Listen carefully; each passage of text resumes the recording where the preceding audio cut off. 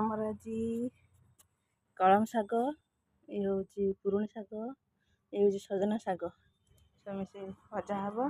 ଆଉ ଭାତ ଗଳା ହେଇଗଲା। ଇଏ ହେଉଛି ଡାଲି ବଇଛି ହେଇଗଲା ପରେ ଆଜି ସୋମବାର ତ ସେଇଥିପାଇଁ ମୋର ଆଜି ଡାଲି, ଆଳୁ ଚଟଣି ହେବ ଆଉ ଶାଗ ଭଜା ହେବ ଆଉ ଲେମ୍ବୁ ଅଛି ଟିକେ ଦଳା ହେବ। ଆଉ ଗଞ୍ଜା ଆଜି ପାଗ ଦେଖେଇଛି, ଗଞ୍ଜା ବୁଲୁଛି।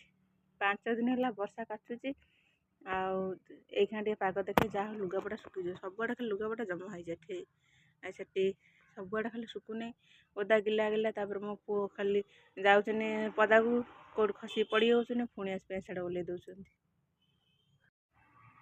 ବର୍ଷା ଛାଡ଼ି ଟିକେ ଖରା ଦେଖାନ୍ତା ଭଲ ହୁଅନ୍ତା, ଲୁଗାପଟା ହେରା କେତେ ପଡ଼ିଛି ସବୁ ଶୁଖିଯାଆନ୍ତା ଟିକେ। ଏମିତିରେ ଗିଲା ଗିଲା ପିନ୍ଧିଲା ବେଳକୁ କୁଣ୍ଡେଇ କାଣ୍ଡେଇ ହେଉଛି ଦେହ ହାତ ଖାଲି। ଆଉ ବର୍ଷା ତ ହେଉଛି, ଆଉ କ'ଣ କରିବା, ଶୁଖୁ ତ ନା। ଫ୍ୟାନ୍ରେ ଶୁଖିଲା ବେଳକୁ ସେ ଗିଲା ଗିଲା ଲାଗୁଛି ଖାଲି। ଶୁଖିଯାଉଛି ଅବଶ୍ୟ, କିନ୍ତୁ ଗିଲା ଗିଲା ଥଣ୍ଡା ଥଣ୍ଡା ଲାଗୁଛି। ଖରାପ ବାଜିଲେ ଯେମିତି ପିନ୍ଧିଲେ ହେବ, ଆଉ ଇଏ ସେମିତି ହେଉଛି।